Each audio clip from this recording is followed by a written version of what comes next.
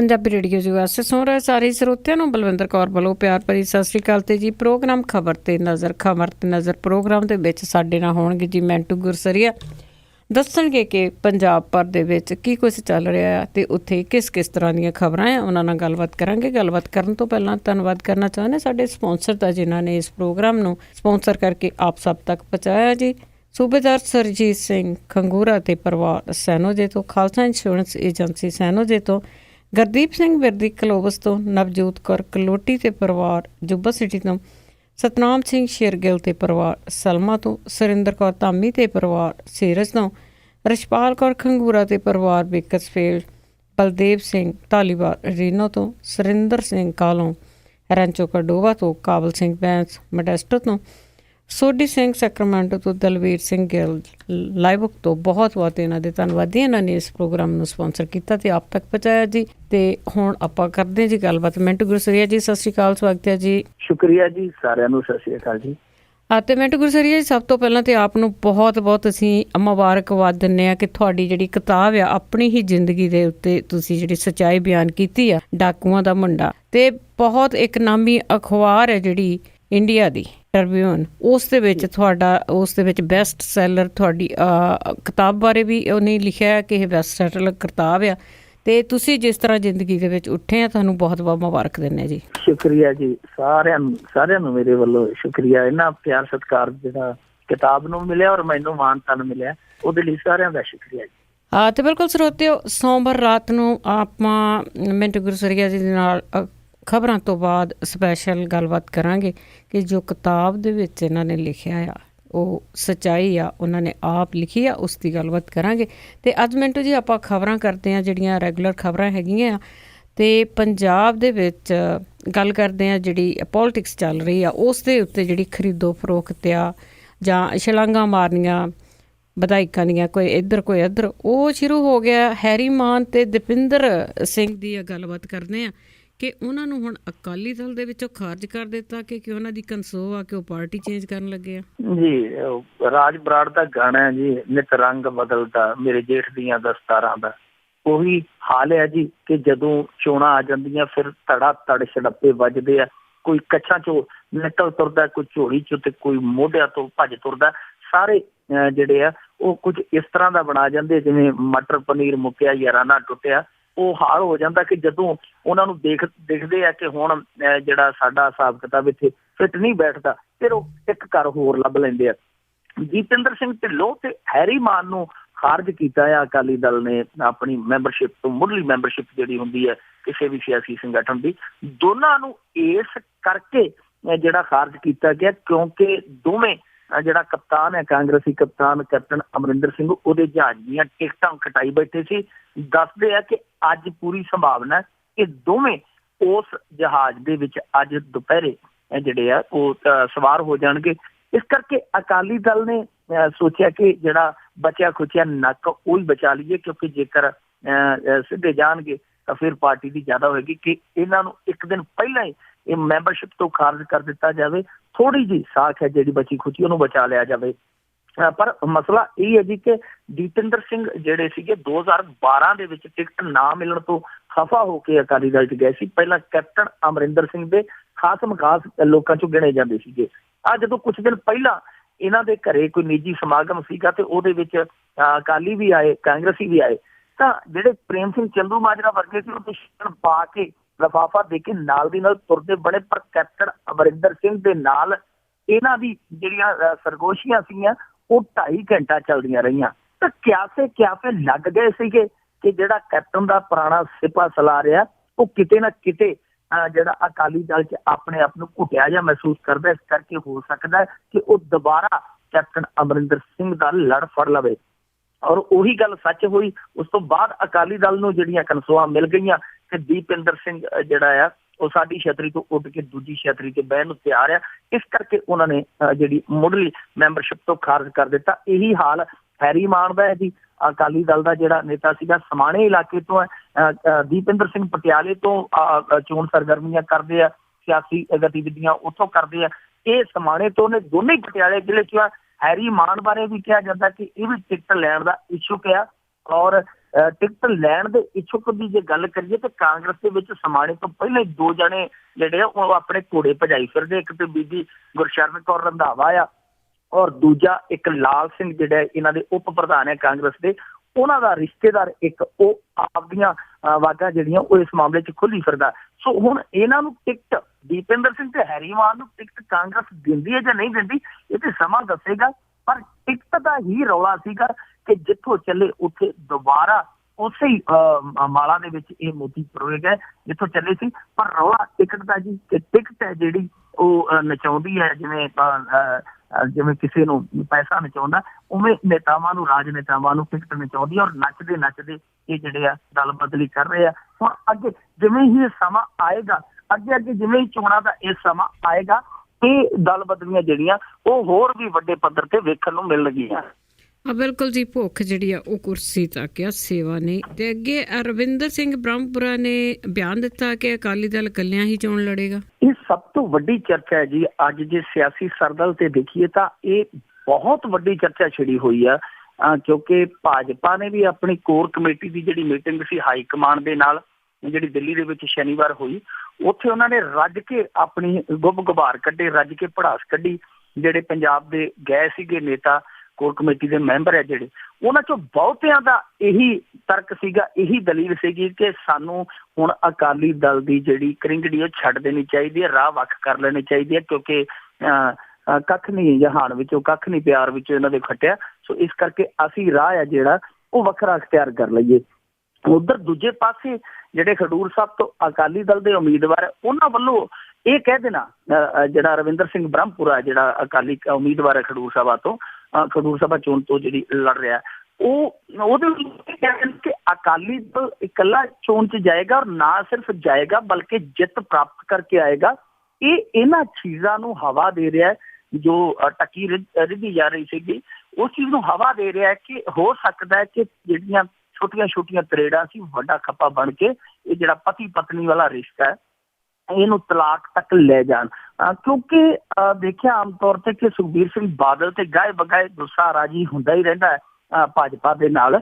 ਪਰ ਥੋੜੇ ਦਿਨ ਪਹਿਲਾਂ ਜਦੋਂ ਗਣਤੰਤਰ ਦਿਹਾੜੇ ਤੇ ਸਿੱਖਾਂ ਦੀ ਨਜ਼ਰ ਅੰਦਾਜ਼ੀ ਹੋਈ, ਉਸ ਨੂੰ ਲੈ ਕੇ ਜੋ ਪ੍ਰਕਾਸ਼ ਸਿੰਘ ਬਾਦਲ ਵੱਲੋਂ ਪੱਤਰ ਲਿਖਿਆ ਗਿਆ ਸੀ, ਤੇ ਖਾਸ ਤੌਰ ਤੇ ਉੱਥੇ ਪੱਤਰ ਦੇ ਵਿੱਚ ਇੱਕ ਲਾਈਨ ਜਿਹੜੀ ਵਰਤੀ ਗਈ ਸੀ ਉਹ ਹਦਾਇਤ ਦੇ ਰੂਪ 'ਚ ਪ੍ਰਧਾਨ ਮੰਤਰੀ ਨੂੰ ਸੀ ਕਿ ਅੱਗੇ ਤੋਂ ਇਸ ਤਰ੍ਹਾਂ ਨਾ ਕੀਤਾ ਜਾਵੇ, ਯਾਨੀ ਹਦਾਇਤ ਕੀਤੀ ਗਈ ਸੀ ਕਿ ਅੱਗੇ ਤੋਂ ਇਸ ਤਰ੍ਹਾਂ ਨਾ ਕੀਤਾ ਜਾਵੇ। ਤਾਂ ਉਹ ਬੜਾ ਚਕਰਾਉਣ ਵਾਲਾ ਇੱਕ ਫਿਕਰਾ ਸੀਗਾ, ਕਿਉਂਕਿ ਆਮ ਤੌਰ ਤੇ ਜਦੋਂ ਵੀ ਅੱਗ ਬਲਦੀ ਸੀ ਤੇ ਮੁੱਖ ਮੰਤਰੀ ਪ੍ਰਕਾਸ਼ ਸਿੰਘ ਬਾਦਲ ਮਿੱਠੇ ਸ਼ਬਦਾਂ ਦੇ ਛੱਟੇ ਮਾਰ ਦਿੰਦੇ ਸੀ, ਉਸ ਅੱਗ ਨੂੰ ਥੋੜਾ ਜਿਹਾ ਬੁਝਾ ਦਿੰਦੇ ਸੀ। ਪਰ ਇਸ ਵਾਰ ਉਹ ਵੀ ਜਿਹੜੇ ਆ ਉਹ ਮੁਖਾਲਫਤ ਦੇ ਪੱਖ 'ਚ ਹੀ ਖੜੇ। ਹੁਣ ਜੇ ਦੇਖੀਏ ਤਾਂ ਇਹ ਜਿਹੜੀ ਲੱਗਦਾ ਹੈ ਕਿ ਇਹ ਰਿਸ਼ਤੇ ਦੀ ਜਿਹੜੀ ਕੜੀ ਸੀ ਹੁਣ ਉਬਲ ਗਈ ਹੈ, ਔਰ ਉਬਲ ਕੇ ਤੌੜੀ ਹੋਣੇ ਨੇ ਤੋੜ ਦੇਣੀ ਹੈ।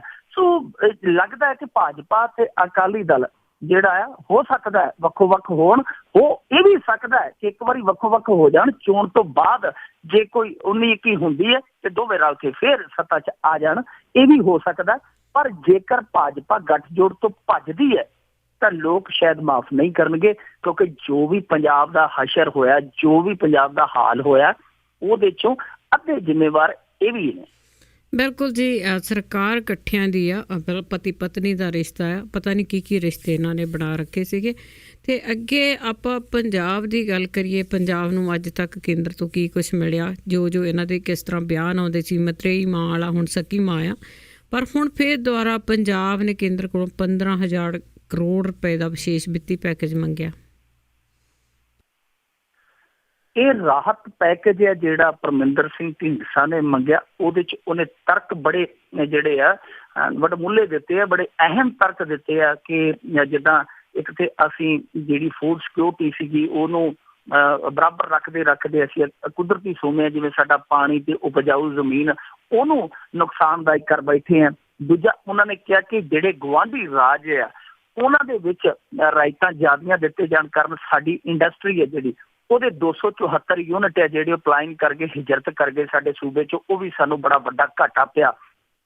ਤੀਜੀ ਗੱਲ ਉਹਨਾਂ ਨੇ ਕਹੀ ਕਿ ਜਦੋਂ ਇੱਥੇ ਮਿਲਟਰੀ ਤਾਇਨਾਤ ਸੀਗੀ ਸੂਬੇ ਦੇ ਵਿੱਚ ਤੇ ਉਦੋਂ 298 ਕਰੋੜ ਦਾ ਜਿਹੜਾ ਸਾਨੂੰ ਭੁਗਤਾਨ ਕਰਨਾ ਪੈਣਾ, ਉਹ ਵੀ ਸਾਡੇ ਤੇ ਇੱਕ ਬੋਝ ਆ, ਉਹ ਮਾਫ ਕੀਤਾ ਜਾਵੇ। ਸੋ ਤਰਕ ਜਿਹੜੇ ਆ ਚੰਗੇ ਵੱਡੇ ਵਧੀਆ ਪੱਧਰ ਦੇ ਆ ਪਰਮਿੰਦਰ ਸਿੰਘ ਢੀਂਡਸਾ ਦੇ, ਤੇ ਨਾਲ ਹੀ ਉਹਨਾਂ ਨੇ ਕਿਹਾ ਕਿ ਪੰਜਾਬ ਇਸ ਸਮੇਂ ਆਰਥਿਕ ਸੰਕਟ ਚੋਂ ਜਿਹੜਾ ਗੁਜ਼ਰ ਰਿਹਾ ਉਹਨੂੰ ਉਭਾਰਿਆ ਜਾਣਾ ਬਹੁਤ ਜ਼ਰੂਰੀ ਹੈ। ਪਹਿਲੀ ਗੱਲ ਕਿ ਵਾਰੇ ਜਾਈਏ, ਸਦਕੇ ਜਾਈਏ ਪਰਮਿੰਦਰ ਸਿੰਘ ਢੀਂਡਸਾ ਦੇ, ਜਿਨ੍ਹਾਂ ਨੇ ਘੱਟੋ ਘੱਟ ਇਹ ਤੇ ਮੰਨਿਆ ਕਿ ਉਹ ਖਜ਼ਾਨਾ ਮੰਤਰੀ ਨਹੀਂ, ਖਾਲੀ ਖਜ਼ਾਨਾ ਮੰਤਰੀ, ਜਿਵੇਂ ਤੁਸੀਂ ਇੱਕ ਦਿਨ ਕਿਹਾ ਸੀ, ਕਿ ਉਹਨਾਂ ਨੇ ਇਹ ਚੀਜ਼ ਨੂੰ ਐਕਸੈਪਟ ਤੇ ਕੀਤਾ ਕਿ ਪੰਜਾਬ ਜਿਹੜਾ ਆਰਥਿਕ ਸੰਕਟ ਦੇ ਦੌਰ ਚੋਂ ਗੁਜ਼ਰ ਰਿਹਾ, ਕਿਉਂਕਿ ਸਾਡੇ ਉਪ ਮੁੱਖ ਮੰਤਰੀ ਸੁਖਬੀਰ ਸਿੰਘ ਬਾਦਲ ਤੇ ਪੈਰਾਂ ਤੇ ਪਾਣੀ ਨਹੀਂ ਪੈਣ ਦਿੰਦੇ। ਉਹ ਕਹਿੰਦੇ ਕਿ ਸਾਡੇ ਤਾਂ ਖਜ਼ਾਨੇ ਆਲਵੇਜ਼ ਭਰਪੂਰ ਰਹਿੰਦੇ, ਲੋਕ ਐਵੇਂ ਬਦਨਾਮੀਆਂ ਕਰਦੇ, ਐਵੇਂ ਬਦਖੋਈਆਂ ਕਰਦੇ ਆ। ਸੋ ਦੂਜੀ ਗੱਲ ਜਿਹੜੀ ਇਹ ਯੂਨਿਟਾਂ ਦੀ ਕਰ ਰਹੇ ਆ ਕਿ 274 ਯੂਨਿਟਾਂ ਜਿਹੜੀਆਂ ਪਲਾਇਨ ਕਰ ਗਈਆਂ, ਉਹਦੇ ਵਿੱਚ ਇਹ ਇੱਕ ਥੋੜਾ ਜਿਹਾ ਇਹ ਪਰਦਾ ਪਾ ਰਹੇ ਆ ਆਪਣੀਆਂ ਕਰਤੂਤਾਂ ਤੇ, ਕਿਉਂਕਿ ਉਦਯੋਗਪਤੀਆਂ ਦੇ ਇੱਕ ਵਫਦ ਨੇ ਪਿਛਲੇ ਸਾਲ 20,000 ਯੂਨਿਟਾਂ ਦੀ ਇੱਕ ਸੂਚੀ ਜਾਰੀ ਕੀਤੀ ਸੀ ਜਿਹੜੇ ਇੱਥੋਂ ਹਿਜਰਤ ਕਰ ਗਏ, ਉਦਯੋਗਪਤੀਆਂ ਦੇ ਵਫਦ ਨੇ, ਤੇ ਉਹਦੇ 'ਚ ਸਰਕਾਰ ਨੂੰ ਜਵਾਬ ਨਹੀਂ ਸੀ ਹੋ ਰਿਹਾ, ਕਿਉਂਕਿ ਉਹ ਬਹੁਤ ਵੱਡੇ ਪੱਧਰ ਤੇ ਹਿਜਰਤ ਹੋਈ ਹੈ। ਔਰ ਜੇ ਰਾਇਤਾਂ ਦੀ ਗੱਲ ਕਰੀਏ ਤਾਂ ਇਹ ਰਾਇਤਾਂ ਦੇਣੀਆਂ ਸਟੇਟ ਜਾਂ ਸੂਬਾ ਸਰਕਾਰ ਦੇ ਵੀ ਹੱਥ ਬਹੁਤ ਹੁੰਦੀਆਂ। ਇਹਨਾਂ ਨੇ ਰਾਇਤਾਂ ਦੇਣ ਦੀ ਥਾਂ ਤੇ ਹੋਰ ਹੀ ਕੁਝ ਡੰਡਾ ਚਲਾਤਾ, ਹੋਰ ਹੀ ਕੁਹਾੜਾ ਚਲਾ ਦਿੱਤਾ। ਤੀਜੀ ਗੱਲ ਜਿਹੜੀ ਇਹ ਕਰ ਰਹੇ ਆ ਰਾਹਤ ਪੈਕੇਜ ਦੀ, 15,000 ਕਰੋੜ ਦਾ ਜਿਹੜਾ ਪੈਕੇਜ ਮੰਗ ਰਹੇ ਆ, ਇਹ ਤੇ ਜਿਵੇਂ ਕਹਿ ਲਈਏ ਕਿ ਆਟੇ 'ਚ ਲੂਣ ਦੇ ਬਰਾਬਰ ਆ। ਸਾਡਾ 15,000 ਕਰੋੜ ਰੁਪਇਆ ਸਾਲ ਦਾ ਵਿਆਜ ਦੇ ਵਿੱਚ ਜਾਂਦਾ, ਜਿਹੜਾ ਅਸੀਂ ਕਰਜ਼ਾ ਚੁੱਕੀ ਬੈਠੇ ਹਾਂ, ਜਿਹੜੀ ਪੰਡ ਢੋ ਰਹੇ ਹਾਂ। ਸੋ 15,000 ਕਰੋੜ ਨਾਲ ਕੀ ਬਣੇਗਾ? ਔਰ ਦੂਜੀ ਗੱਲ, ਮੈਨੂੰ ਨਹੀਂ ਲੱਗਦਾ ਕਿ ਇਹ ਪੈਕੇਜ ਹੈ ਜਿਹੜਾ ਸਵੀਕਾਰ ਕੀਤਾ ਜਾਵੇਗਾ, ਕਿਉਂਕਿ ਪਿਛਲੀ ਵਾਰੀ ਲੋਕਾਂ ਨੇ ਜਦੋਂ ਅੰਮ੍ਰਿਤਸਰੋਂ ਕੰਡ ਪਰਨੇ ਮਾਰ ਕੇ ਜੇਤਲੀ ਨੂੰ ਦਿੱਲੀ 'ਚ ਭੇਜਿਆ ਸੀ, ਤੇ ਇਹਨਾਂ ਨੇ ਉਦੋਂ ਵੀ ਮੰਗ ਰੱਖੀ ਸੀ, ਉਦੋਂ ਵੀ ਇਸ ਪੈਕੇਜ ਦੀ, ਇਸੇ ਤਰ੍ਹਾਂ ਦੇ ਪੈਕੇਜ ਦੀ ਮੰਗ ਜਿਹੜੀ ਠੁਕਰਾ ਦਿੱਤੀ ਗਈ ਸੀ। ਹਾਲ ਲੱਗਦਾ ਉਹੀ ਹੋਣਾ ਹੈ, ਕਿਉਂਕਿ ਜਿਨ੍ਹਾਂ ਨੂੰ ਮਿਲਣ ਲਈ ਦਿੱਲੀ 'ਚ ਸਮਾਂ ਨਹੀਂ ਮਿਲਦਾ, ਉਹਨਾਂ ਨੂੰ ਪੈਸਾ ਮਿਲਣਾ ਬਹੁਤ ਔਖਾ ਹੈ। ਨਹੀਂ ਜੀ, ਲੱਗਦਾ ਨਹੀਂ ਕਿ ਹੁਣ ਉਹ ਜਿਹੜਾ ਪੈਸਾ ਮਿਲੂਗਾ। ਚਲੋ ਅੱਗੇ ਦੇਖੋ ਕੀ ਜਿਹੜੀ ਆ ਪੋਲੀਟਿਕਸ ਇਸ 'ਤੇ ਖੇਡੀ ਜਾਂਦੀ ਹੈ। ਅਤੇ ਅੱਗੇ ਪੰਜਾਬ ਦੀ ਗੱਲ ਕਰੀਏ, ਪੰਜਾਬ ਦੇ ਵਿੱਚ ਬੇਰੁਜ਼ਗਾਰੀ 'ਚ ਭਾਰੀ ਗਿਰਾਵਟ। ਇਹ ਤੇ ਜਦੋਂ ਮੈਂ ਸਵੇਰੇ ਉੱਠ ਕੇ ਜੀ ਇਹ ਖਬਰ ਪੜ੍ਹੀ ਤੇ ਪਹਿਲਾਂ ਤੇ ਮੈਂ ਆਪਣੇ ਚੁੰਡੀ ਵੱਢੀ ਕਿ ਮੈਂ ਇੱਥੇ ਹੀ ਆ ਪੰਜਾਬ ਦੇ ਵਿੱਚ, ਜਾਂ ਕਿਸੇ ਮੈਂ ਸੁੱਤੇ ਹੋਏ ਕਿਸੇ ਹੋਰ ਸੂਬੇ ਦੇ ਵਿੱਚ ਪਹੁੰਚ ਗਿਆ ਕਿ ਜਿੱਥੇ ਸਿਰਫ ਮਾਤਰ 444 ਬੇਰੁਜ਼ਗਾਰ ਆ। ਮੈਂ ਤੇ ਪਹਿਲਾਂ ਸਾਰੇ ਆਪਣੇ ਪਰਿਵਾਰ ਨੂੰ ਵੀ ਪੁੱਛਿਆ ਕਿ ਮੈਂ ਉੱਥੇ ਹੀ ਆ ਕਿ ਜਿੱਥੇ ਸੁੱਤਾ ਸੀ ਰਾਤ, ਕਿ ਰਾਤੋਂ ਰਾਤ ਕਿਸੇ ਹੋਰ ਸੂਬੇ, ਕਿਸੇ ਹੋਰ ਦੇਸ਼ ਦੇ ਵਿੱਚ ਪਹੁੰਚ ਗਿਆ। ਪਰ ਫਿਰ ਯਕੀਨ ਮੰਨਿਓ ਕਿ ਵਾਕਿਆ ਹੀ ਮੈਂ ਉਸ ਪੰਜਾਬ ਦੇ ਵਿੱਚ ਆ ਜਿੱਥੇ ਮਾਤਰ 444 ਜਿਹੜੇ ਬੇਰੁਜ਼ਗਾਰ ਆ, ਵਿਹਲੜ ਆ, ਬਾਕੀ ਸਾਰੇ ਕੰਮ ਧੰਦਿਆਂ ਤੇ ਚੜੇ ਹੋਏ ਆ। ਇਹ ਮੈਂ ਨਹੀਂ ਆਖਣ ਡਿਆ, ਇਹ ਜਿਹੜੀਆਂ ਰਿਪੋਰਟਾਂ ਨੇ, ਜਿਹੜਾ ਅੰਕੜਾ RTI ਰਾਹੀਂ ਪ੍ਰਾਪਤ ਕੀਤਾ ਗਿਆ, ਉਹਦੇ ਵਿੱਚ ਇਹ ਹਿਸਾਬ ਕਿਤਾਬ ਬੋਲਦਾ ਕਿ ਪੰਜਾਬ ਦੇ ਵਿੱਚ ਇਸ ਸਮੇਂ ਜਿਹੜੇ ਰਜਿਸਟਰਡ ਬੇਰੁਜ਼ਗਾਰ ਆ ਉਹ ਹੈਗੇ ਨੇ ਜੀ 444।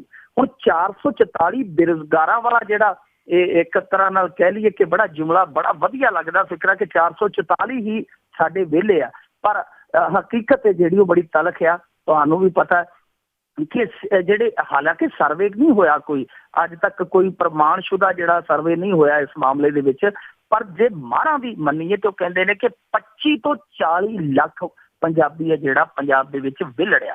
ਪਰ ਇੱਥੇ 444 ਉਹ ਵੀ ਹੈਰਾਨ ਕਰਦਾ ਕਿ ਪੰਜਾਬ ਦੇ ਵਿੱਚ ਪੰਜਾਬ ਸਰਕਾਰ ਦੀ ਜਿਹੜੀ ਫਾਈਲ ਆ ਉਹਦੇ ਵਿੱਚ 444 ਬੋਲਦਾ। ਔਰ ਹੈਰਾਨੀ ਦੀ ਗੱਲ, ਤੁਸੀਂ ਹੈਰਾਨ ਹੋ ਜਾਓਗੇ ਕਿ ਬੇਰੁਜ਼ਗਾਰੀ ਘਟੀ ਕਿਵੇਂ ਆ। ਇਹਦਾ ਇੱਕ ਤੁਹਾਨੂੰ ਥੋੜਾ ਜਿਹਾ ਮੈਂ ਸਬੂਤ ਦਿੰਦਾ। ਉਹਨਾਂ ਨੇ ਕਿਹਾ ਕਿ RTI ਦੇ ਜਵਾਬ ਵਿੱਚ ਪੰਜਾਬ ਸਰਕਾਰ ਨੇ ਕਿ 2002-03 ਦੇ ਦੌਰਾਨ ਇੱਥੇ 10,192 ਬੇਰੁਜ਼ਗਾਰ ਸੀ, ਜਦ ਕਿ 2002-03 ਤੋਂ ਬਾਅਦ ਜੇ ਲਾ ਲਈਏ ਅੱਜ 14-15 ਤੱਕ ਜਿਹੜਾ ਫਾਈਨੈਂਸ਼ੀਅਲ ਈਅਰ ਹੁੰਦਾ, ਉਹਦੇ ਤੱਕ ਆਉਂਦਿਆਂ ਘੱਟ ਕੇ 444 ਰਹਿ ਗਏ। ਯਾਨੀ ਇੱਕ ਪਾਸੇ ਅਸੀਂ ਦੁਹਾਈ ਦਿੰਦੇ ਸਾਡੇ ਵਰਗੇ ਜਿਹੜੇ ਕੂੜ ਪਸਾਰਾ ਕਰਦੇ ਕਿ ਬੇਰੁਜ਼ਗਾਰੀ ਵੱਧ ਗਈ, ਪਰ ਪੰਜਾਬ ਸਰਕਾਰ ਕਹਿੰਦੀ ਕਿ ਅਸੀਂ ਤੇ ਕਈ ਗੁਣਾ ਬੇਰੁਜ਼ਗਾਰੀ ਜਿਹੜੀ ਉਹ ਘਟਾ ਦਿੱਤੀ, ਖਤਮ ਕਰ ਦਿੱਤੀ। ਪਰ ਸੱਚ ਇਹ ਹੈ ਕਿ ਜਿਹੜਾ ਇਹ ਰਜਿਸਟਰਡ ਕਰਦਾ ਕਿਰਤ ਵਿਭਾਗ ਬੇਰੁਜ਼ਗਾਰਾਂ ਨੂੰ, ਉੱਥੇ ਜੋ ਮਿਲਦਾ ਪੱਤਾ, ਸਰਕਾਰੀ ਪੱਤਾ ਮਿਲਦਾ ਹੈ, ਉਹ ਇੰਨਾ ਥੋੜਾ ਮਿਲਦਾ, ਇੰਨਾ ਨਗੂਣਾ ਮਿਲਦਾ ਕਿ ਲੋਕਾਂ ਨੇ ਉੱਥੇ ਨਾਂ ਲਿਖਾਉਣੇ ਬੰਦ ਕਰ ਦਿੱਤੇ। ਹੁਣ ਇਹ ਦਿੰਦੇ ਆ 400-500 ਰੁਪਇਆ ਮਹੀਨੇ ਦਾ ਬੇਰੁਜ਼ਗਾਰੀ ਪੱਤਾ, ਔਰ ਉਹ ਵੀ ਕਦੇ ਮਿਲਦਾ ਕਦੇ ਨਹੀਂ ਮਿਲਦਾ। ਬੇਰੁਜ਼ਗਾਰ ਇਹ ਸੋਚ ਕੇ ਹੀ ਉੱਥੇ ਨਾਂ ਨਹੀਂ ਲਿਖਾਉਣ ਜਾਂਦਾ ਕਿ ਪਹਿਲਾਂ ਲਾਈਨ 'ਚ ਲੱਗਾਂਗਾ, ਫਿਰ ਮੁੜ ਕੇ ਥੱਲਿਓਂ ਮੇਜ਼ ਦੇ ਥੱਲਿਓਂ ਬਾਬੂ ਨੂੰ ਕੋਈ 200-400 ਦੇ ਕੇ ਨਾ ਪਵਾਵਾਂਗਾ ਬੇਰੁਜ਼ਗਾਰਾਂ ਦੀ ਲਿਸਟ ਦੇ ਵਿੱਚ, ਫਿਰ ਕਈ ਚੱਕਰ ਲਾਵਾਂਗਾ ਕਿ ਅੱਜ ਖਜ਼ਾਨੇ 'ਚ ਜਾਰੀ ਨਹੀਂ ਹੋਏ, ਅੱਜ ਰੁਕ ਗਏ, ਕੱਲ ਆਹ ਹੋ ਗਿਆ, ਪਰਸੋਂ ਉਹ ਹੋ ਗਿਆ। ਜਿੰਨਾ ਕੁ ਮਿਲੇਗਾ ਉਹਨਾਂ ਕੁ ਬੱਸ ਦਾ ਭਾੜਾ ਲੱਗ ਜਾਣਾ।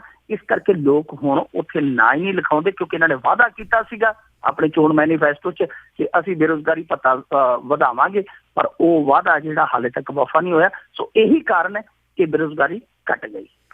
ਬਿਲਕੁਲ ਜੀ, ਕਈ ਵਾਰੀ ਇਸ ਤਰ੍ਹਾਂ ਵੀ ਲੱਗਦਾ ਕਿ ਤੁਸੀਂ ਸੁੱਤੇ ਹੋ ਜਾਂ ਨਹੀਂ, ਪਰ ਹੋ ਸਕਦਾ ਵੀ ਖਬਰ ਵੀ ਕਿਸੇ ਨੇ ਸੁੱਤੇ ਸੁੱਤੇ ਨੇ ਲਿਖ ਦਿੱਤੀ ਹੋਵੇ, ਨਾ ਕੋਖਿਆ ਹੋਵੇ ਕਿ ਸ਼ਾਇਦ 444 ਲੋਕਾਂ ਕੋਲ ਹੀ ਜੋਬ ਹੈਗੀ ਆ, ਬਾਕੀ ਸਾਰੇ ਉਸ ਤਰ੍ਹਾਂ ਫਿਰਦੇ ਆ। ਅੱਗੇ ਬਠਿੰਡਾ ਦੀ ਗੱਲ ਕਰਦੇ ਆ ਕਿ ਬਠਿੰਡਾ ਦੇ ਵਿੱਚ ਇੱਕ ਭ੍ਰਿਸ਼ਟ ਇਨਕਮ ਟੈਕਸ ਅਧਿਕਾਰੀ ਫੜਿਆ ਤਾਂ ਬੇਸ਼ੁਮਾਰ ਦੌਲਤ ਫੜੀ ਗਈ ਉਸ ਕੋਲ। ਇਸ ਇਨਕਮ ਟੈਕਸ ਅਧਿਕਾਰੀ ਨਿਤਨ ਗਰਗ ਨੂੰ CBI ਨੇ ਫੜਿਆ ਉਹਦੇ ਘਰ ਦੇ ਵਿੱਚੋਂ। ਉਸ ਵੇਲੇ ਫੜਿਆ ਜਦੋਂ ਇਹ ਰਿਸ਼ਵਤ ਆ ਆਪਣੇ ਘਰ ਦੇ ਵਿੱਚ ਵਸੂਲ ਕਰਦਾ ਪਿਆ ਸੀ। ਅਸਲ ਦੇ ਵਿੱਚ ਇਹਦੀ ਜਿਹੜੀ ਤੈਨਾਤੀ ਆ ਉਹ ਹੈ ਹਰਿਆਣੇ ਦੇ ਸਰਸੇ ਦੇ ਵਿੱਚ। ਉੱਥੇ ਇਹਦਾ ਜਿਹੜਾ ਆਪਣਾ ਭ੍ਰਿਸ਼ਟ ਤੰਤਰ ਸੀਗਾ ਜਿਹੜਾ ਉਹ ਫੈਲਿਆ ਹੋਇਆ ਸੀ। ਇੱਕ ਕਾਰੋਬਾਰੀ ਨੂੰ ਇਹਨੇ ਡਰਾ ਕੇ ਕਿ ਤੇਰੀਆਂ ਜਿਹੜੀਆਂ ਰਿਟਰਨਾਂ ਉਹਦੇ ਵਿੱਚ ਗੜਬੜੀ ਹੈ, ਤੈਨੂੰ ਮੋਟਾ ਜੁਰਮਾਨਾ ਠੁਕੇਗਾ। ਇਸ ਕਰਕੇ ਇਹਨੂੰ ਡਰਾ ਕੇ 2 ਲੱਖ ਰੁਪਏ ਦੇ ਵਿੱਚ ਆਪਣੇ ਨੌਕਰ ਦੇ ਮਾਰਫਤ ਇਹਨੇ ਸੌਦਾ ਤੈਅ ਕੀਤਾ ਸੀ। ਉਸ ਕਾਰੋਬਾਰੀ ਨੇ ਪੈਸੇ ਦੇਣ ਤੋਂ ਪਹਿਲਾਂ CBI ਨੂੰ ਇਹ ਜਾਣਕਾਰੀ ਦੇ ਦਿੱਤੀ ਕਿ ਜਿਹਨੂੰ ਤੁਸੀਂ ਚੋਰ ਫੜਨ ਲਈ ਲਾਇਆ ਉਹ ਤੇ ਆਪ ਸਭ ਤੋਂ ਵੱਡਾ ਚੋਰ ਹੈ, ਆ ਮੇਰੇ ਕੋਲ 2 ਲੱਖ ਰੁਪਏ ਦੀ ਰਿਸ਼ਵਤ ਮੰਗ ਰਿਹਾ। ਸੋ ਇਸ ਕਰਕੇ ਜਿਹੜਾ ਟਰੈਪ ਵਿਛਾਇਆ ਸੀਗਾ CBI ਨੇ, ਸ਼ਨੀਵਾਰ ਹੀ ਆ ਗਈ ਸੀ ਕਿ CBI ਦੀ ਟੀਮ, ਉਹਨਾਂ ਨੇ ਸਭ ਆਪਣਾ ਕਰਕੇ ਵਿਉਂਤਬੰਦੀ ਉਸ ਵਪਾਰੀ ਨੂੰ ਇਹਦੇ ਘਰ ਭੇਜਿਆ। ਤੇ ਉਹੀ ਜਿਹੜਾ ਇਹਦਾ ਨੌਕਰ ਜਿਹੜਾ ਮਾਲ ਫੜ ਕੇ ਤਜ਼ੋਰੀ ਦੇ ਵਿੱਚ ਰੱਖਣ ਤੱਕ ਦੀ ਉਹਦੀ ਭੂਮਿਕਾ ਹੁੰਦੀ ਸੀਗੀ, ਇਸੇ ਕੰਮ ਲਈ ਰੱਖਿਆ ਸੀਗਾ। ਉਹਨੇ ਜਦੋਂ ਮਾਲ ਫੜ ਕੇ ਤਜ਼ੋਰੀ ਨੂੰ ਤੁਰਿਆ, CBI ਨੇ ਆ ਕੇ ਉਹਦਾ ਗੁੱਟ ਫੜ ਲਿਆ ਕਿ ਚੱਲਿਆ ਕਿੱਥੇ ਆ। ਜਦੋਂ ਉਹਨੂੰ 2 ਕੁ ਦਬਕੇ ਮਾਰੇ, ਉਹਨੇ ਸੱਚ ਦੱਸ ਦਿੱਤਾ ਕਿ ਉਤਲੀ ਮੰਜ਼ਿਲ ਤੇ ਜਿਹੜਾ ਸਾਹਿਬ ਬੈਠਾ ਮੈਂ ਤੇ ਉਹਦਾ ਕਰਿੰਦਾ ਵਾ, ਮੇਰਾ ਕੰਮ ਹੈ ਸਿਰਫ ਪੈਸੇ ਫੜ ਕੇ ਤਜੂਰੀ ਤੱਕ ਪਹੁੰਚਾਉਣਾ। ਜਦੋਂ ਤਜੂਰੀ ਦਾ ਮੂੰਹ ਖੋਲਿਆ ਤੇ ਉੱਥੇ ਕਾਰੂ ਦਾ ਖਜ਼ਾਨਾ ਸੀ। 45 ਲੱਖ ਰੁਪਏ ਦਾ ਸੋਨਾ ਹੀ ਬਰਾਮਦ ਹੋਇਆ, 15 ਲੱਖ ਰੁਪਏ ਜਿਹੜਾ ਨਗਦ ਸੀਗਾ, 60 ਲੱਖ ਦੇ ਡਾਇਮੰਡ, 20 ਕਿਲੋ ਚਾਂਦੀ, ਹੋਰ ਪਤਾ ਨਹੀਂ ਕਿੰਨਾ ਕੁਛ।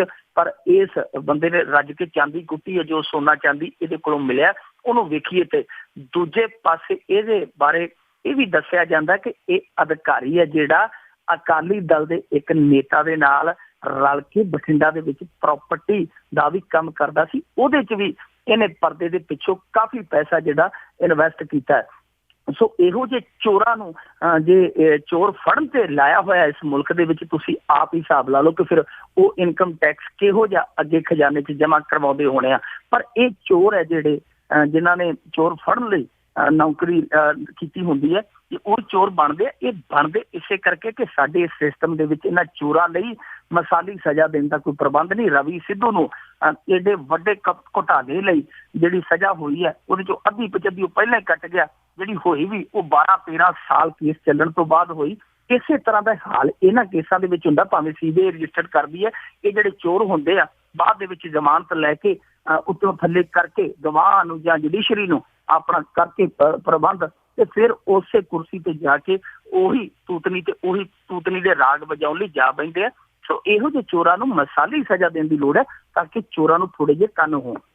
ਬਿਲਕੁਲ ਜੀ, ਕਈ ਵਾਰੀ ਇਹੋ ਜਿਹਾ ਚੋਰ ਉਹਨਾਂ ਨੇ ਆਪ ਵੀ ਰੱਖੇ ਹੁੰਦੇ। ਅੱਗੇ ਗੱਲ ਕਰਦੇ ਜੀ, ਕੌਮੀ ਨਸ਼ਾ ਵਿਰੋਧੀ ਸੈਮੀਨਾਰ ਹੋਇਆ, ਉਸ ਵਿੱਚ ਵਿਦਵਾਨਾਂ ਨੇ ਨਸ਼ਾ ਵਿਰੋਧੀ ਕਾਨੂੰਨ ਹਟਾਉਣ ਦੀ ਮੰਗ ਕੀਤੀ। ਇਹ ਇੱਕ ਨਵੀਂ ਜਿਹੜੀ ਆ ਉਹ ਚਰਚਾ ਛਿੜੀ ਹੈ ਜੀ ਇਸ ਸਮੇਂ ਬੁੱਧੀਜੀਵੀ ਵਰਗ, ਜਿਹਦੇ ਚ Sardara Singh Johal, doctor Dharamvir Gandhi, Iqbal Singh Lalpura retired IPS ਹੈ, ਜਿਹੜੇ ਪ੍ਰੋਫੈਸਰ ਚਮਨ ਲਾਲ ਦਿੱਲੀ ਯੂਨੀਵਰਸਿਟੀ ਦੇ ਜਿਹੜੇ ਪ੍ਰੋਫੈਸਰ ਆ, ਇਹਨਾਂ ਦੇ ਇੱਕ ਪੈਨਲ ਨੇ ਸਲਾਹ ਦਿੱਤੀ ਹੈ, ਮੰਗ ਕੀਤੀ ਹੈ ਕਿ ਜਿਹੜਾ ਨਾਰਕੋਟੈਕ ਜਿਹੜਾ ਕਾਨੂੰਨ ਹੈ NDPS ਐਕਟ 85 ਬੋਲਦੇ ਆ, ਜਿਹਨੂੰ 1985 ਚ ਜੋ ਬਣਿਆ ਸੀ UNO ਦੀ ਗਾਈਡਲਾਈਨ ਤੇ, ਕਿ ਉਸ ਨੂੰ ਰੱਦ ਕਰ ਦਿੱਤਾ ਜਾਵੇ ਮੁਲਕ ਦੇ ਵਿੱਚ। ਇਹ ਵਿਦਵਾਨ ਤਬਕੇ ਦਾ ਕਹਿਣਾ, ਜਿਹਦੇ ਵਿੱਚ ਇੱਕ ਵਕੀਲ ਵੀ, ਉੱਘਾ ਵਕੀਲ ਜਸਟਿਸ ਅਜੀਤ ਸਿੰਘ ਬੈਂਸ ਦੇ ਸ਼ਾਇਦ ਪੁੱਤਰ ਨੇ RS ਬੈਂਸ, ਉਹਨਾਂ ਨੇ ਵੀ ਇਹੀ ਦਲੀਲ ਦਿੱਤੀ ਹੈ। ਉੱਘੇ ਵਕੀਲ ਨੇ, ਉਹ ਕਹਿੰਦੇ ਨੇ ਕਿ ਇਹ ਜਿਹੜਾ ਕਾਨੂੰਨ ਆ, ਇਹੀ ਸਮਗਲਿੰਗ ਦਾ ਕਾਰੋਬਾਰ ਜਿਹੜਾ ਹੁੰਦਾ ਹੈ ਉਹਨੂੰ ਬੜਾਵਾ ਦੇ ਰਿਹਾ, ਵਧਾਵਾ ਦੇ ਰਿਹਾ। ਕਿਉਂਕਿ ਜਿੱਥੇ ਵੀ ਕਿਸੇ ਨੇ ਕਾਰੋਬਾਰ ਕਰਨਾ ਹੁੰਦਾ, ਉੱਥੇ ਜਿਹੜੇ ਪੂੰਜੀਵਾਦੀ ਲੋਕ ਹੁੰਦੇ ਆ ਉਸ ਚੀਜ਼ ਨੂੰ ਬੈਨ ਕਰਵਾ ਦਿੰਦੇ ਆ, ਉਹਨੂੰ ਬੰਦ ਕਰਵਾ ਦਿੰਦੇ ਆ, ਤੇ ਉਸ ਤੋਂ ਬਾਅਦ ਉਹ ਮੋਟਾ ਮੁਨਾਫਾ ਖੱਟਦੇ ਆ।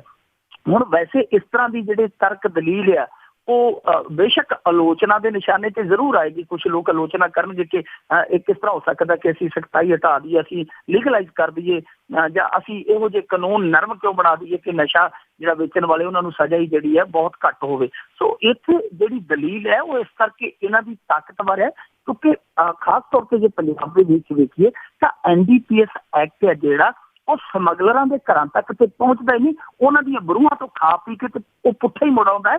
ਇਹ ਅਸਲ ਦੇ ਵਿੱਚ ਕਾਨੂੰਨ ਹੈ ਜਿਹੜਾ ਵੀ ਜਿਹੜੇ ਸਾਈਕਲ ਤੇ ਖਾਣ ਪੀਣ ਜੋਗਾ ਲਿਆਉਂਦੇ ਉਹਨਾਂ ਨੂੰ ਦੱਸਦਾ ਹੈ, ਜਿਹੜੇ ਟਰੱਕਾਂ ਤੇ ਲਿਆ ਕੇ ਵੇਚਣ ਵਾਲੇ ਉਹਨਾਂ ਦੇ ਇਹ ਹੱਥ ਵੀ ਨਹੀਂ ਕਰਦਾ ਔਰ ਉਹਨਾਂ 'ਚ ਜ਼ਰੂਰਤ ਵੀ ਨਹੀਂ ਵਿਖਾਉਂਦਾ ਕਿ ਉਹਨਾਂ ਨੂੰ ਫੜ ਕੇ ਅੰਦਰ ਕਰ ਦੇਵੇ। ਜਾਂ ਇਹ ਕਾਨੂੰਨ ਕੰਮ ਆ ਰਿਹਾ ਕਿਸੇ ਨਾਲ ਵੈਰ ਵਿਰੋਧ ਕੱਢਣਾ, ਉਹਦੀ ਖੁਰਲੀ ਦੇ ਲਾਗੇ ਪਾਈਆ ਭੁੱਕੀ ਨੱਪ ਕੇ ਉਹਨੂੰ ਕਈ ਸਾਲ ਲਈ ਅੰਦਰ ਭੇਜ ਦਿੱਤਾ ਜਾਂਦਾ। ਇਹ ਕਾਨੂੰਨ ਦੀ ਵਰਤੋਂ ਜਿਹੜੀ ਕੁਝ ਇਸ ਤਰੀਕੇ ਨਾਲ ਹੋ ਰਹੀ ਹੈ। ਸੋ ਜਿਹੜੀ ਚਰਚਾ ਇਹਨਾਂ ਨੇ ਬੇਸ਼ੱਕ ਚੰਗੀ ਉਠਾਈ ਹੈ, ਮੈਂ ਵੀ ਇਸ ਹੱਕ 'ਚ ਹਾਂ ਕਿ ਕੁਛ ਨਾ ਕੁਛ ਕਰਨਾ ਪਵੇਗਾ। ਤੁਸੀਂ ਇਹ ਨਸ਼ੈੜੀਆਂ ਨੂੰ ਸਖਤ ਸਜ਼ਾ ਦੇ ਨਾਲ ਅੱਜ ਤੱਕ ਤੁਸੀਂ ਲਾ ਲਓ 30-35 ਸਾਲ ਹੋ ਗਏ, ਕਿੰਨਾ ਕੁ ਤੁਸੀਂ ਬਚਾ ਲਿਆ ਇਸ ਕਾਨੂੰਨ ਦੀ ਸਖਤੀ ਕਰਕੇ। ਹੁਣ ਨਰਮੀ ਕਰਕੇ ਵੀ ਦੇਖ ਲਓ। ਪਰ ਦੂਜੀ ਗੱਲ ਆ, ਮੈਂ ਵੀ ਕੱਲ ਇਸ ਸੈਮੀਨਾਰ ਦੇ ਵਿੱਚ ਸ਼ਿਰਕਤ ਕੀਤੀ ਤਾਂ ਮੇਰਾ ਉੱਥੇ ਸੁਝਾਅ ਇਹ ਸੀਗਾ ਕਿ ਤੁਸੀਂ ਆਉਣ ਵਾਲੀਆਂ ਨਸਲਾਂ ਨੂੰ ਖੁੱਲਾ ਨਹੀਂ ਛੱਡ ਸਕਦੇ ਕਿ ਲੀਗਲਾਈਜ਼ ਹੈ ਕਿ ਜਾਂ ਜਿਹੜਾ ਬਹੁਤ ਨਰਮ ਕਾਨੂੰਨ ਹੈ ਕਿ ਉਹ ਇਸ ਪਾਸੇ ਆਉਣ। ਤੁਸੀਂ ਉਹਨਾਂ ਲਈ ਰਸਤਾ ਬੰਦ ਕਰੋ ਤੇ ਜਿਹੜੇ ਇਹ ਆ ਇਹਨਾਂ ਲਈ ਕੋਈ ਵੱਖਰਾ ਪ੍ਰਬੰਧ ਕਰੋ, ਜਿਹੜੇ ਪਹਿਲਾਂ ਦੇ ਨਸ਼ੇੜੀ ਪਰ ਜਿਹੜੀਆਂ ਆਉਣ ਵਾਲੀਆਂ ਨਸਲਾਂ ਲਈ ਉਹਨਾਂ ਲਈ ਗਲੀ ਜਿਹੜੀ ਇਹ ਬੰਦ ਕਰੋ। ਸੋ ਦੋਵੇਂ ਚੀਜ਼ਾਂ ਜਿਹੜੀਆਂ ਨਾਲ ਨਾਲ ਹੋਣੀਆਂ ਚਾਹੀਦੀਆਂ। ਔਰ ਤੀਜੀ ਗੱਲ ਕਿ ਬੀਬੀਆਂ ਦੀ ਸ਼ਿਰਕਤ, ਜੇ ਪੰਜਾਬ ਨੂੰ ਬਚਾਉਣਾ ਇਸ ਮਾਮਲੇ 'ਚ, ਤੇ ਬੀਬੀਆਂ ਜਿਨ੍ਹਾਂ ਨੂੰ ਬਿਲਕੁਲ ਨਜ਼ਰਅੰਦਾਜ਼ ਕੀਤਾ ਜਾਂਦਾ ਇਸ ਵਰਗ ਵੱਲੋਂ, ਬੁੱਧੀਜੀਵੀ ਵਰਗ ਵੱਲੋਂ ਵੀ ਔਰ ਸਰਕਾਰ ਵੱਲੋਂ ਵੀ, ਉਹਨਾਂ ਦੀ ਸਾਝੇਦਾਰੀ ਜਿਹੜੀ ਭਾਗੀਦਾਰੀ ਹੈ ਉਹ ਨਾਲ ਬਣਾਉਣੀ ਪਵੇਗੀ। ਬੀਬੀਆਂ ਅਹਿਮ ਭੂਮਿਕਾ ਅਦਾ ਕਰ ਸਕਦੀਆਂ। ਔਰ ਤੀਜਾ ਜਿਹੜਾ ਸਭ ਤੋਂ ਜ਼ਰੂਰੀ ਹੈ ਉਹ ਹੈ ਕਿ ਸਕੂਲ ਐਜੂਕੇਸ਼ਨ ਦੇ ਵਿੱਚ ਡਰੱਗ ਦਾ ਵਿਸ਼ਾ ਹੈ ਜਿਹੜਾ ਉਹ ਐਡ ਕਰਨਾ ਲਾਜ਼ਮੀ ਹੈ। ਜੀ ਇਹ ਤਾਂ ਬਹੁਤ ਜ਼ਰੂਰੀ ਆ। ਤੇ ਅੱਗੇ ਆਪਾਂ ਗੱਲ ਕਰੀਏ ਜੋ ਪੰਜਾਬ ਦੀਆਂ ਬੱਸਾਂ ਦੇ ਵਿੱਚ ਹੋ ਰਿਹਾ ਆ, ਉਸ ਦੀ ਜਿਹੜੀ ਰਾਜ ਸਰਕਾਰ ਵੱਲੋਂ ਬਣਾਇਆ ਕਮਿਸ਼ਨ ਸੀ, ਸਿਫਾਰਸ਼ਾਂ ਕੀਤੀਆਂ ਕਿ ਮਹਿਲਾ ਸ਼ਕਤੀਕਰਨ ਕੀਤਾ ਜਾਵੇ। ਇਹ ਪਹਿਲੀ ਗੱਲ ਤੇ ਜੀ ਇਹ ਕਮਿਸ਼ਨ ਬਣਿਆ ਸੀਗਾ ਮੋਗਾ ਕਾਂਡ ਤੋਂ ਬਾਅਦ ਸ਼ਾਇਦ, ਤੇ ਤੁਸੀਂ ਇਹ ਹਿਸਾਬ ਲਾ ਲਓ ਕਿ ਮੋਗਾ ਕਾਂਡ ਤੋਂ ਬਾਅਦ ਕਿੰਨੇ ਮਹੀਨੇ ਬੀਤ ਗਏ। ਇਹਨੇ ਹਾਲੇ ਇਸ ਕਮਿਸ਼ਨ ਨੇ ਸਿਫਾਰਸ਼ਾਂ ਕੀਤੀਆਂ ਨੇ।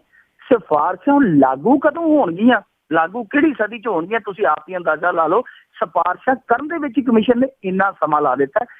ਕਮਿਸ਼ਨ ਹੈ ਜਿਹੜੇ ਉਹ ਏਡੀ ਸੁਸਤ ਰਫ਼ਤਾਰ ਨਾਲ ਚੱਲਦੇ ਕਿ ਕਈ ਵਾਰ ਕੀੜੀ ਨੂੰ ਵੀ ਆਪਣੀ ਰਫ਼ਤਾਰ ਤੇ ਨਾਜ਼ ਹੁੰਦਾ ਕਿ ਘੱਟੋ ਘੱਟ ਇਹਨਾਂ ਕਮਿਸ਼ਨਾਂ ਨਾਲੋਂ ਤੇ ਮੈਂ ਤੇਜ਼ ਦੌੜਦੀ ਹਾਂ।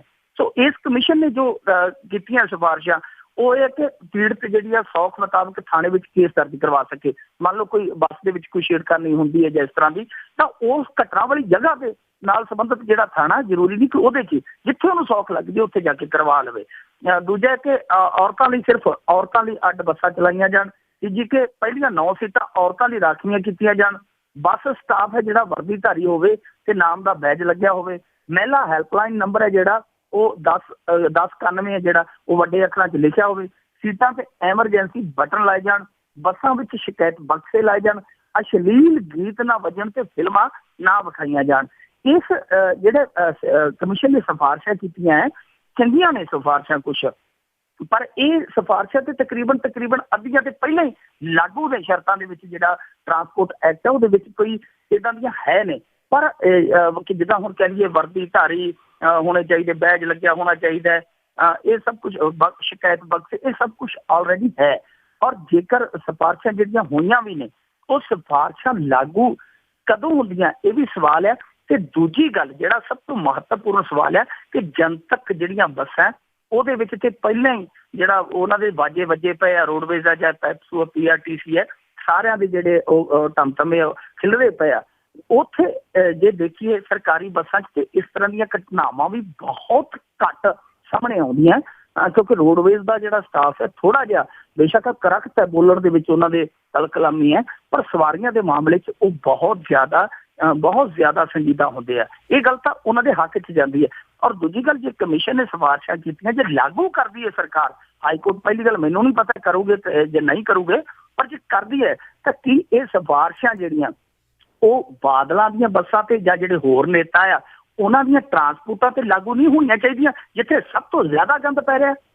ਜੀ ਬਿਲਕੁਲ। ਪ੍ਰਾਈਵੇਟ ਬੱਸਾਂ ਤੇ ਜ਼ਰੂਰੀ ਆ ਪਹਿਲਾਂ ਉਹ ਲਾਗੂ ਹੋਣ, ਕਿਉਂਕਿ ਜੋ ਵੀ ਘਟਨਾਵਾਂ ਹੋਈਆਂ ਉਹਨਾਂ ਤੋਂ ਹੀ ਹੋਈਆਂ। ਅਖੀਰਲਾ ਮੇਰਾ ਸਵਾਲ ਹੈ ਜੀ, ਪਿਛਲੇ ਸਾਲ ਜਿਹੜੇ 39 ਭਾਰਤੀ ਅਗਵਾ ਹੋਏ ਸੀ ਇਰਾਕ ਦੇ ਵਿੱਚ, ਉਹਨਾਂ ਦਾ ਕੋਈ ਪਤਾ ਨਹੀਂ ਸੀ ਚੱਲ ਰਿਹਾ, ਤੇ ਹੁਣ ਬੀਬੀ ਸੁਸ਼ਮਾ ਸਵਰਾਜ ਨੇ ਕਿਹਾ ਕਿ ਉਹ ਜਿਉਂਦੇ ਨੇ ਜੀ। ਬੀਬੀ ਸੁਸ਼ਮਾ ਸਵਰਾਜ ਹਰੇਕ 6 ਮਹੀਨਿਆਂ ਬਾਅਦ ਇਹ ਰਾਗ ਹੈ ਜਿਹੜਾ ਅਲਾਪ ਦਿੰਦੀ ਹੈ ਕਿ ਜਿਹੜੇ ਇਰਾਕ ਦੇ ਵਿੱਚ 39 ਭਾਰਤੀ ਲਾਪਤਾ ਹੋਏ ਸੀ, ਪੰਜਾਬੀ ਲਾਪਤਾ ਹੋਏ ਸੀਗੇ, ਉਹ ਜਿਉਂਦੇ ਆ।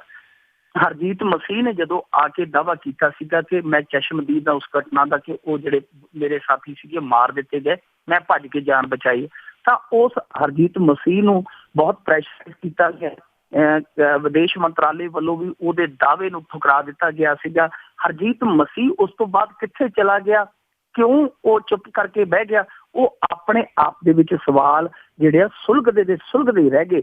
ਸਾਡੇ ਵਰਗਿਆਂ ਨੇ ਉਦੋਂ ਵੀ ਮੰਗ ਕੀਤੀ ਸੀ ਕਿ ਜਦੋਂ ਤੁਹਾਡੇ ਕੋਲ ਇਹ ਲਾਈ ਡਿਟੈਕਟਰ ਟੈਸਟ ਦੀ ਪ੍ਰਣਾਲੀ ਹੈ ਤਾਂ ਤੁਸੀਂ ਜਦੋਂ ਵਿਦੇਸ਼ ਮੰਤਰਾਲੇ ਤੇ ਉਹਦੇ ਦੋਨਾਂ ਦੇ ਬਿਆਨਾਂ 'ਚ, ਦੋਨਾਂ ਦੇ ਕਥਨਾਂ 'ਚ ਫਰਕ ਹੈ, ਅੰਤਰ ਹੈ, ਤਾਂ ਤੁਸੀਂ ਗੱਲ ਜਿਹੜੀ ਆ ਉਹ ਕਲੀਅਰ ਕਰ ਲਓ, ਦੁੱਧ ਦਾ ਦੁੱਧ ਪਾਣੀ ਦਾ ਪਾਣੀ ਕਰ ਲਓ। ਪਰ ਉਦੋਂ ਕੇਂਦਰ ਸਰਕਾਰ ਨੇ ਕੋਈ ਵੀ ਇਹੋ ਜਿਹਾ ਕਦਮ ਨਹੀਂ ਉਠਾਇਆ। ਹੁਣ ਫੇਰ ਕਹਿ ਦਿੱਤਾ ਸੁਸ਼ਮਾ ਸਵਰਾਜ ਨੇ। ਗੱਲ ਇਹ ਹੈ ਜੀ ਕਿ ਹੁਣ ਲਗਭਗ ਜਦੋਂ ਪੌਣੇ 2 ਸਾਲ ਬੀਤ ਜਾਣ ਵਾਲੇ ਹੋਏ ਪਏ ਆ, ਉਦੋਂ ਤੱਕ ਇਹ ਦਾਅਵੇ ਕੀਤੇ ਜਾ ਰਹੇ ਆ ਕਿ ਉਹ ਜਿਉਂਦੇ ਨੇ। ਬਹੁਤ ਚੰਗੀ ਗੱਲ ਹੈ, ਸਾਡੇ ਲਈ ਇਦੋਂ ਵੱਡੀ ਖੁਸ਼ੀ ਕੋਈ ਹੋ ਹੀ ਨਹੀਂ ਸਕਦੀ ਕਿ ਸਾਡੇ ਪੰਜਾਬੀ ਜਿਹੜੇ ਆ ਉਹ ਜਿਉਂਦੇ ਜਾਗਦੇ ਘਰਾਂ ਨੂੰ ਪਰਤ ਆਉਣ। ਔਰ ਜਿੰਨਾ ਚਿਰ ਉਹ ਇਹ ਦਾਅਵੇ ਮੰਨੇ ਜਾਂਦੇ ਉਹਨਾਂ ਦੇ ਘਰਾਂ ਵੱਲੋਂ, ਤਾਂ ਉਹ ਜਿਉਂਦਿਆਂ ਦੀ ਪਰਤ ਆਉਣ ਦੀ ਆਸ ਵੀ ਜਿਉਂਦੀ ਹੈ।